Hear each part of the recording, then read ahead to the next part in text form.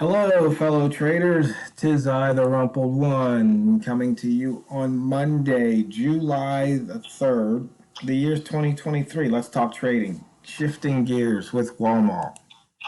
These videos are for educational purposes only. Your results may differ from mine and from Walmal's. Walmal, you had said right before we made the video that you were going to trade cautiously. So I thought, you know what, that's kind of shifting gears. Not that you trade recklessly, but you're putting on the extra caution. Yeah, it's just that because, here in the U.S., it's a holiday weekend, and the bank holiday is not till tomorrow, but so many people turn this into a 4 or even a 5 day weekend. And so it's like the market, I've been trading this morning. I'm up like 25 pips or so, a little bit more than that. But the thing is, what I've noticed is that it's just the markets just aren't, moving the way they normally do. It's kind of just being stagnant a little bit, and then all of a sudden having a big move, and then stagnant, big move, and you can get caught with your pants down in that situation. So I just want to be a little bit more cautious in what I do, um, you know, and uh, and that should serve you well in a situation like this. Not that you shouldn't be cautious all the time, but I'm just putting an extra an extra dose of caution, I guess. So what So really does that mean when you say extra dose of caution? What are you doing differently? What are you not doing, or what are you doing that you usually don't do? I do a couple of things. The first thing is I want to make sure that I have all of my, if I have conditions for a particular method, I want all those conditions met. Sometimes, when things are moving, well, yeah, if I got, let's say I have three conditions in order to take a trade, I may go into the trade with two conditions met. And, or maybe even sometimes with just one. But now, no, I want all three conditions met. I want price moving in my direction. I don't want to be going against the M30 or going against even the H1 to a certain extent. And it's sort of that's what I mean by those extra precautions. Perfect example of that is like candle one, two, candle two. So about 2 minutes ago, that was a flip flop box, but I was above indicator two. I did have a state change, but I didn't take the trade. And the reason why I didn't take the trade was just because that reason I only had two of my three conditions met, and I want all three conditions met just to go and take the trade, So and I'll wait it out. which condition wasn't met? I was not below indicator two. Oh, so you were looking for a short. Exactly. And also, I was going against M30. So there was a bunch of things there for, red flags type of thing. And probably you should do that all the time. But, I find that, if you can see a lot of times what you can do is you can actually see that the market condition has changed and it's flipped the other way. And maybe sometimes that gets you into a trade a little bit earlier. And if you get in earlier and you're right, you make more money. Yeah. Problem is, like today, you can get burned. Well, see, I would thought that the flip flop box that was two candles ago, or even the one that was the flip flop from three candles ago, that you'd go long because you had indicator two is aqua. Um, you had the flip flop box. Right. That would have been a good long to go, and probably gotten in somewhere around, I don't know, 87 on my chart. 80, 87, 88, something like that. I was just talking about the short that was there because you got that flip flop got formed on a black candle, so that's not a rule to go and do that, but it's something that I tend to do more times than not. It sets me up. Right. Well, see, I would have thought maybe to go long because of something I had mentioned. I think I sent you left you a voicemail, and I mentioned it in the video last night. Is that looking for targets on both sides of the current price? Because normally I'll look and say something like, it's got to hit the pivot. So, for example, In last night's video, I had up the pivots chart here on the video, and I said, we were above the weekly pivot, it hadn't hit it. We were above the daily pivot, hadn't hit it. Above the monthly pivot, hadn't hit it. And I just said, I want to go short. So after I made the video, it was right around 10 o'clock. My time, it was a little after, and we had a red H4. So I just put the short on, and then I did a few other things, and then I came back, and a few, I don't know, a half hour later or so, price was between, I think it was right above 73 or 74. So it hit the weekly and the daily pivot. And I had a TP set to 70, if I remember correctly. And I just decided I put a stop loss at 77, so it came up and took me out at 77. it was pretty, it was pretty funny. Oh, that was obviously, reading the market correctly, and the thing is, and that's another thing to say about this, and that is that, just because it is a holiday doesn't mean that you can't make money. It just means that you just got to be, you got to go and think about what you're doing and why you're doing it. Have a plan, and you had a plan, therefore you're able to make money on it. If you don't have a plan, well, that's what gets people into trouble, when you don't have that, don't have that plan in place. Right. And one of the other things I was thinking, we do a lot of reversal trading, and, I think years ago, and we talked about holo, the lowest open trade. Well, you just look at for the highest H1 or highest H30 open during the day, and then you take a reversal somewhere, in that zone above it. And Right. so now, like with the flip-flop box, let's see, I don't even know if I have a holo chart on, I don't even think I have, let's see. Yeah, here we go.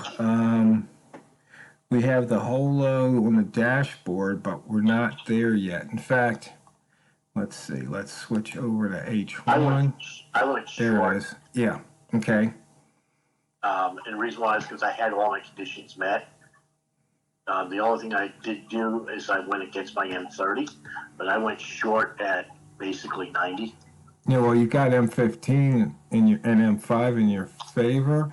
The other thing, I don't know if you're aware, maybe on your broker it's different, but you're right at the daily open.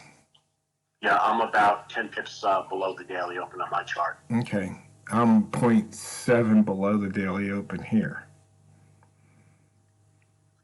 But we'll see what happens here. This was a gap up on the current candle for me. So if this doesn't break this area, I'm just going to get out and take my two or so pips or whatever it is. Right. And, after mentioning holo, see, that would be one of those things you can't really target a holo, but you can see when a holo is likely to be put in. So let's see, 1, 2, 3, 4, 5, 4 hours ago, we put in the holo on my chart at 26, call it 64. 60, it's 648, so 64, 65. And then it tested that level and actually got below it 2 times on the H1 chart. And now you can see we've got 25 pips above it. And back to the 90. Yep. So that trade was a scratch. I got out at break even. I covered I did cover my commission, but that's all I covered. Right.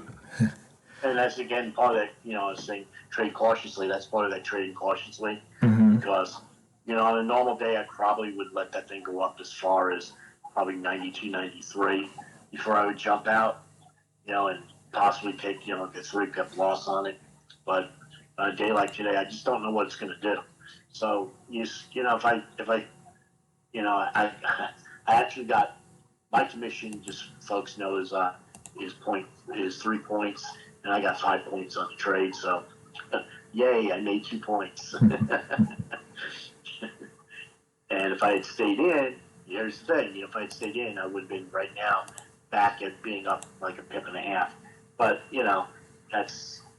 that's just trading and just being cautious on a day like today. Right. Exactly.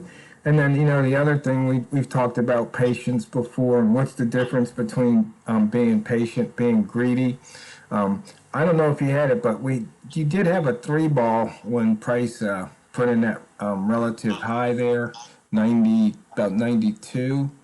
And so after a three ball, there will be a one ball on the other side, and it's just a matter of waiting.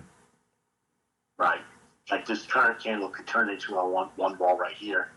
It hasn't yet, at least on my chart it hasn't yet, but it could very easily. Yeah, candle 3 on my chart's a one ball, down at 86.9. Okay. Yeah, mine didn't get down low enough to make it a one ball. It will eventually. Yep, it will. Unless it puts in a higher three ball first, which it could. Right. Or it could put in another one ball above it, and we'll see. Oh, excuse me.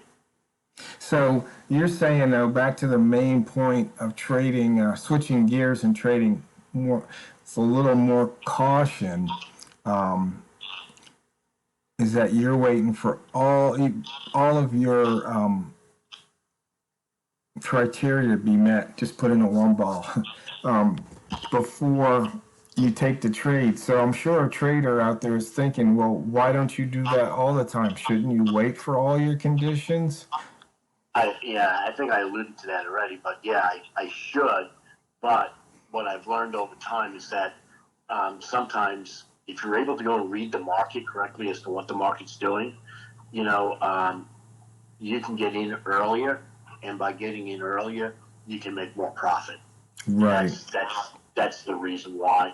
But on a day like today, I just put in a new three ball just now.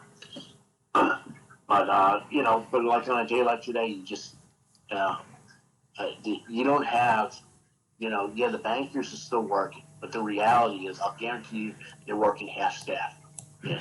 And the reason why I think that they're probably working half staff, so I live, out in the country, but outside of Atlanta, but I was listening to the traffic for Atlanta this morning, and they were basically saying for the rush hour this morning that there was nobody on the roads. They were completely empty.